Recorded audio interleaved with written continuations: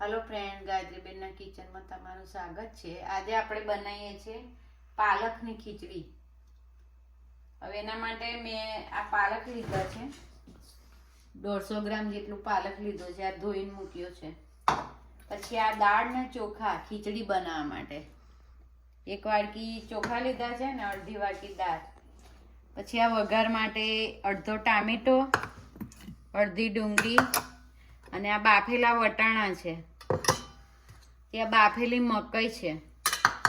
પછી આનો આ પેસ્ટ બનાવીશું, 6 કરી લસણ છે ને 5 મરચાં।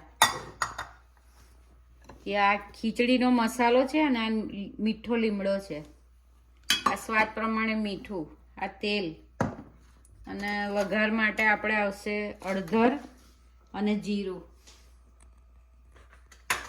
આપણે સૌપ્રથમ ખીચડી બનાવવા મૂકીશું। સૌપ્રથમ આપણે ખીચડી બનાવીશું, થોડી ઢીલી રાખવાની છે। એમાં 1 વાટકી ચોખા નાખ્યા મેં અને અડધી વાટકી દાળ, અને ધોઈ કાઢ્યું। આમાં ખીચડી મેં દાળ ચોખા ધોયા છે ને એમાં મેં 1.5 પ્યાલો પાણી રેડ્યું છે।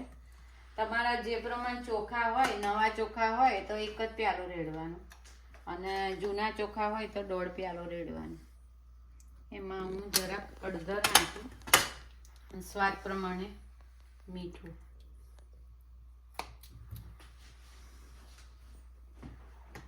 હવે આપણે ગેસ શરૂ કરીશું।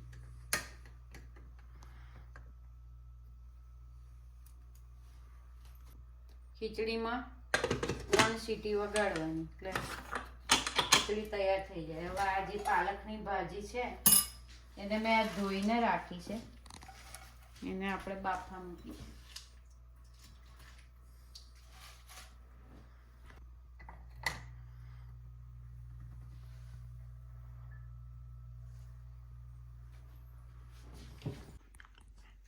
આ મેં જે પાલકની ભાજી લીધી હતી એને બાફા મૂકી હતી, બફાઈ ગઈ છે, એને મેં મિક્સીમાં કરી દીધી ને એનીમાં પેલું જે લસણ આપણે લીધું હતું, મરચાં લીધા તો એ જોડે મિક્સ કરી દીધું છે। હવે આપણે આ પેન મૂકી છે, આપણી ખીચડી હવે થઈ ગઈ છે, ખીચડી થઈ ગઈ છે। હવે આપણે એને અહીં લઈ લઈશું ને ગેસ શરૂ કરીશું।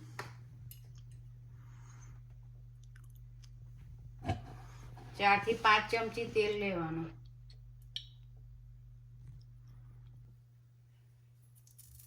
આપણું તેલ ગરમ થઈ ગયું છે, એમાં અડધી ચમચી રાઈ નાખી છે।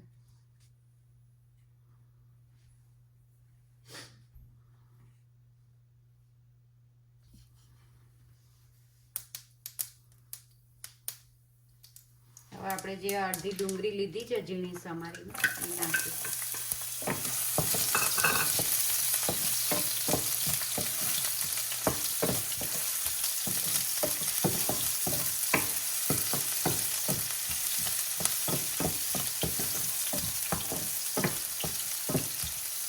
આપણે અડધો ટામેટો લીધો છે ઝીણો સમારીને નાખીશું।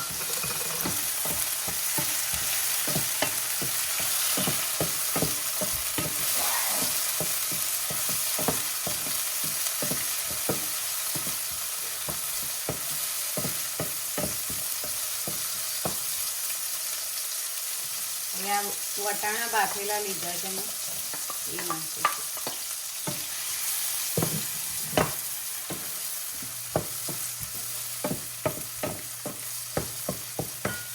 ત્યાં મકાઈ લીધી છે બાફેલી,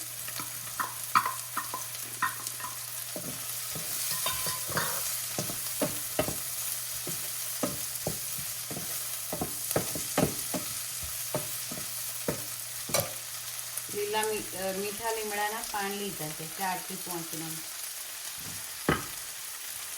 અને અડધી ચમચી મેં ખીચડી વઘારેલી ખીચડીનો મસાલો લીધો।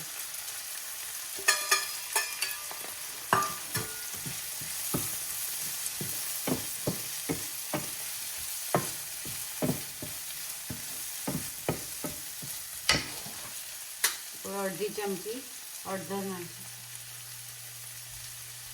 અને 5 ચમચી લાલ મરચું,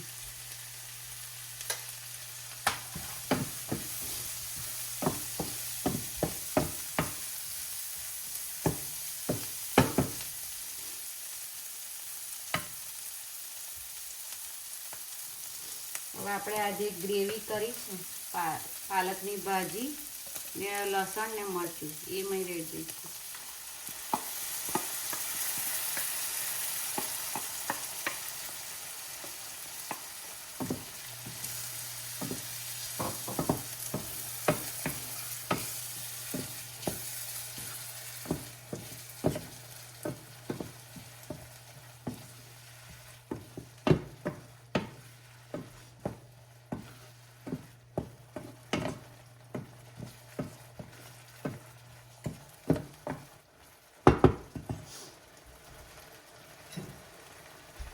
આપણે જે આ ખીચડી બનાવી છે એમાં નાખીશું.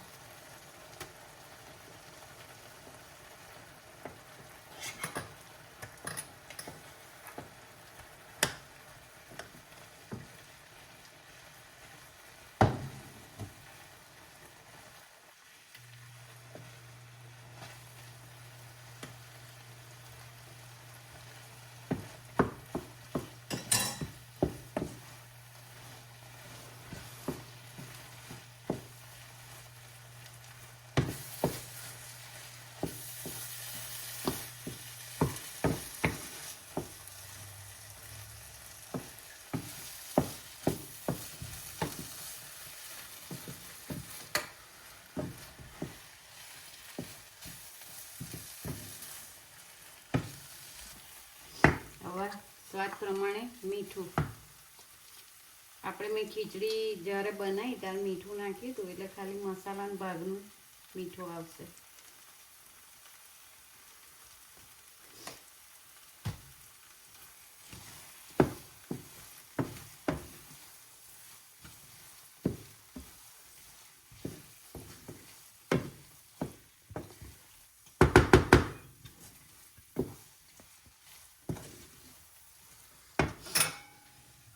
ધાણા બપોરીશું.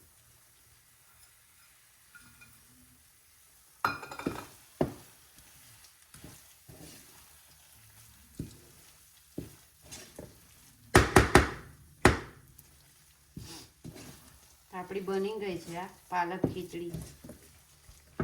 ડીશમાં કાઢીશું.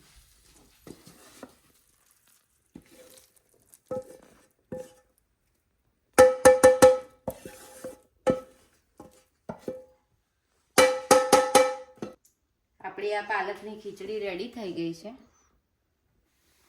જો તમને મારી રેસીપી પસંદ આવી હોય તો મને લાઈક કરો, શેર કરો અને સબસ્ક્રાઈબર કરો અને બેલ આઇકન દબાવવાનું ભૂલતા નહીં. જય શ્રી કૃષ્ણ, જય માતાજી, થેન્ક યુ.